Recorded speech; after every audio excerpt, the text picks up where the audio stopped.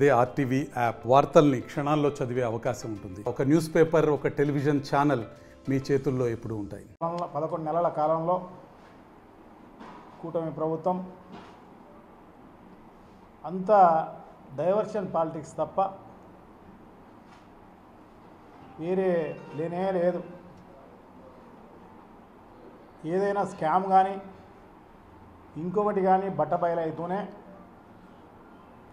దాన్ని కప్పిపుచ్చుకునే దానికి ఇంకొకటి ఏది లేనిది కూడా సృష్టించి అవి చేసే కార్యక్రమం జరుగుతున్న పరిస్థితి మనందరికీ కూడా బాగా తెలిసిన విషయమే.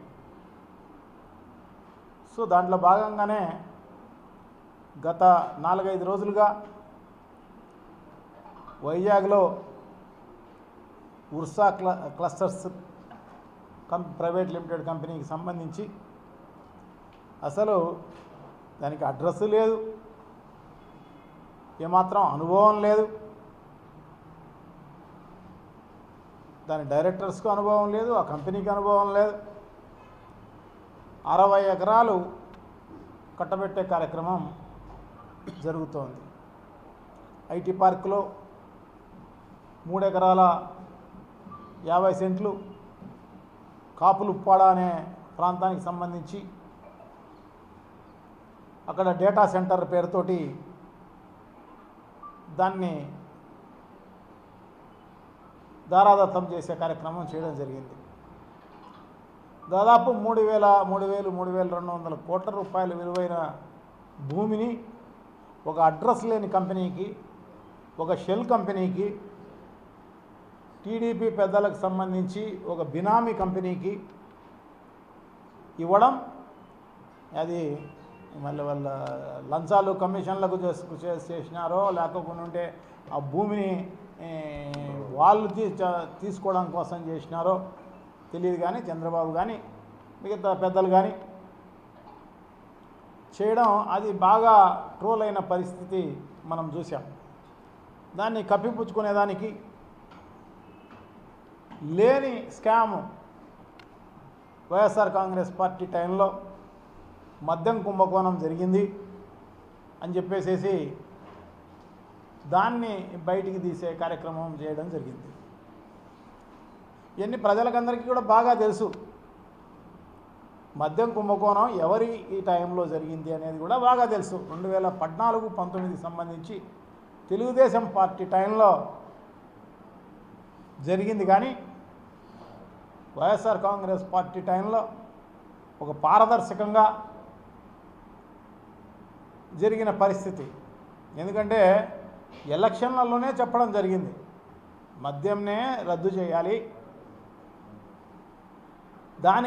దాంట్లో భాగంగా ఫేజ్డ్ మేనర్లో దాన్ని అరికట్టే కార్యక్రమం చేస్తాము. ప్రభుత్వం రాగానే మద్యానికి షాక్ కొట్టే రేట్లు ఉంటాయి, బెల్ట్ షాపులు ఉండవు. ఇవన్నీ కూడా జగన్మోహన్ రెడ్డి గారు ఎన్నికలకు ముందే చెప్పడం జరిగింది. దాన్ని అమలు చేయడం కూడా జరిగింది అన్నమాట. దాదాపు 45,000 50,000 బెల్ట్ షాపులన్నీ కూడా రద్దు చేయడమే జరిగింది. పర్మిట్ రూములు ఏదైతే ఉన్నాయో అవన్నీ కూడా రద్దు చేసిన పరిస్థితి. దాదాపు కొన్ని వేల పర్మిట్ రూములు, దాదాపు 4,200 అనుకుంటా. సో పర్మిట్ రూములు రద్దు చేసిన పరిస్థితి అన్నమాట. అదే కాకుండా ప్రైవేట్లో ఉన్న మద్యం దుకాణాలను గవర్నమెంటే ఆ మద్యం దుకాణాలను అమ్మే కార్యక్రమం చేయాలి. తద్వారా కొంత నిరుద్యోగమైన తీరే కార్యక్రమం జరుగుతుంది. సో తద్వారా మనం రేట్లు పెంచినా కూడా అది, ఎందుకంటే రేట్లు పెంచితే ప్రజలు మద్యం తగ్గించుకుంటారు అన్న ఉద్దేశంతో జగన్మోహన్ రెడ్డి తాగేది తగ్గించుకుంటారు అన్న ఉద్దేశంతో చేసిన పరిస్థితి అన్నమాట. సో ఆ రకంగా చెప్పడం జరిగింది, చేయడం జరిగింది అన్నమాట. సో ఆ టైంలో అలా జరిగితే, పారదర్శకంగా జరిగితే దాంట్లో ఏదో అవినీతి జరిగిపోయిందని చెప్పేసి లేనిది అంతా కల్పించే కార్యక్రమంలో భాగంగానే దానికి బ్రేవరేజ్ కార్పొరేషన్కి సంబంధించిన వాసుదేవరెడ్డి గారిని అయితేనేమి, దాంట్లో పనిచేసిన సాయి ప్రసాద్ అయితేనేమి, వీళ్ళందరినీ బెదిరించి భయపడిచి వాళ్ళను ఎందుకంటే వాళ్ళు సెంట్రల్ నుంచి వచ్చిన ఐఆర్ఎస్ అధికారి వాసుదేవ్ రెడ్డి. సో అతను సెంట్రల్కు మళ్ళీ వెళ్ళిపోదాం అనుకుంటున్నాను. మరిన్ని వీడియోస్ కోసం ఛానల్ ని సబ్స్క్రైబ్ చేయండి, లేటెస్ట్ అప్డేట్స్ కోసం వాట్సాప్ ఛానల్ ని ఫాలో చేయండి అండ్ లింక్ డిస్క్రిప్షన్ లో ఉంది.